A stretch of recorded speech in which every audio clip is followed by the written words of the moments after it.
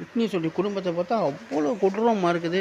பாவம் நம்ம அந்த நிலைமையில இருந்து பார்த்தா அவங்கவங்க அந்த நிலைமையில இருந்து பார்த்தா தான் தெரியும். ஆனால் எல்லாரும் வந்து பேஷண்ட்டுகள் வந்து நம்ம என்ன பண்ணுறது, டாக்டரை போய் நம்ம என்ன கேட்க முடியும், என்ன பேச முடியும்னு சொல்லிட்டு அவங்கவங்க ஒதுங்கி போயிடுறாங்க. ஆனால் வந்து விக்னேஷ் வந்து அவ்வளோ ஆதங்கத்தோடு அது பண்ணியிருக்காள், மன வேதனையோடு தான் பண்ணியிருக்கா. தாய் நடந்ததுன்னு இது எல்லா இடத்துலையும் நடந்துக்கிட்டு தான் இருக்குது. ஆனால் யாரும் வெளிப்படுத்துறது கிடையாது. இப்போ எங்கள் அம்மா கூட ஹாஸ்பிட்டலுக்கு கூட்டிகிட்டு போனோன்னே பார்த்தா ஒரே கியூவு. ஒரு அம்மா இரநூறுவா பணம் கடிச்சு கொடுத்தோடனே ஸ்கேன் எடுத்து ஓபி சீட்டு போட்டு எல்லாம் பார்த்துட்டு கடைசியில் ஒன்றும் இல்லைன்ட்டாங்க. எதுவுமே இல்லை, கூட்டிகிட்டு போங்க வீட்டுக்கு அப்படின்ட்டாங்க. நாங்கள் என்ன பண்ணுறது, அவங்களுக்கு தானே தெரியும். வீட்டுக்கு கூட்டி வந்தோம். சரி வெளியில் சரி வேறு இடத்துல தனியாரில் கொண்டு வச்சு பார்த்தா எங்கள் அம்மா இறந்துருச்சு.